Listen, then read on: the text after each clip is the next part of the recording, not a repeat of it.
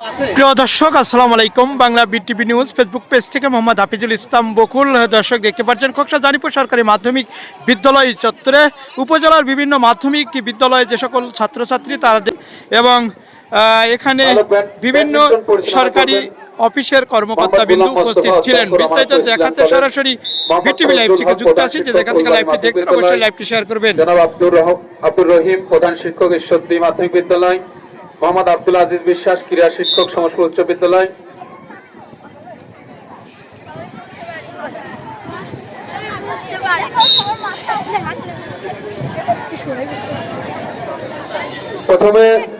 প্রথমে বালকদের যে দুটি দলের খেলা শুরু হবে, ফুলবাড়িয়া মাধ্যমিক বিদ্যালয় এবং চাঁদর ফাজিল মাদ্রাসা।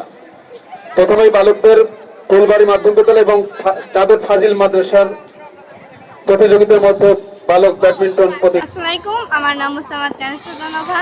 আমি রমাত ইসলাম কলেজ থেকে এসেছি। আমি নবম শ্রেণীর শিক্ষার্থী। আমার এই খেলায় খেলতে অনেক ভালো লাগছে, কারণ অনেকগুলো ইভেন্টে আমি অংশগ্রহণ করেছি এবং তার মধ্যে দুইটা অংশগ্রহণের মধ্যে পেরেছি। তার মধ্যে আছে উচ্চ লাভে বালিকা বড় দলে ফার্স্ট হয়েছি এবং লাভ ঝাপ ধাপে বড় দলে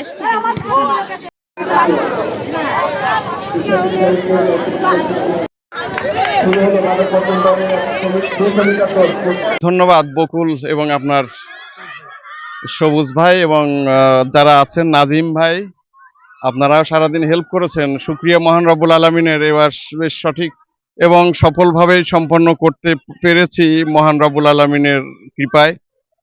53তম বাংলাদেশ জাতীয় স্কুল মাদ্রাসা কারিগরি শিক্ষা সমিতির শীতকালীন ক্রীড়া অনুষ্ঠান প্রতি বছরের মতোই এবারও আয়োজন আমরা করেছি আমাদের ছোট্ট উপজেলা। এখানে আমাদের 45টা ইভেন্ট ছিল, 32টি প্রতিষ্ঠান অংশগ্রহণ করেছিল এবং সবাই মোটামুটি ভালো পারফরমেন্স করছে এবং খেলাধুলায় আমাদের খোকসা উপজেলা অনেকাংশে আমরা এগিয়ে থাকি। আমাদের ছেলেমেয়েরা আশা করি জেলাতেও ভালো কিছু করবে এবং জেলা থেকে খুলনায় অংশগ্রহণ করবে সেই আশা ব্যক্ত করি। সাথে সাথে আমাদের খোকসার মুখ উজ্জ্বল হবে এটাই প্রত্যাশা করি। আমি প্রতিষ্ঠানের কাছে প্রত্যাশা করি আপনাদের মাধ্যমে যেন প্রতিষ্ঠান আরো সক্রিয় হয় খেলাধুলাকে এগিয়ে নিতে। আমাদের ক্রীড়া শিক্ষকরা যারা আছেন তারা যেন আমাদের ছেলে মেয়েদেরকে আরো অগ্রগামী করেন খেলাধুলাকে এগিয়ে নিতে। তাহলে আমাদের খোকসা থেকে অন্তত মাদকের ছোবল যেভাবে বেড়ে চলেছে সেটা থেকে মুক্ত হবে আমাদের যুব সমাজ। আর মোবাইল থেকে আমরা যদি খেলাধুলার নেশাটাকে তাদের মধ্যে ঢোকাতে পারি তাহলে মোবাইলের নেশাটা থেকে তারা দূরে থাকবে, সেই প্রত্যাশা ব্যক্ত করি। ধন্যবাদ সবাইকে।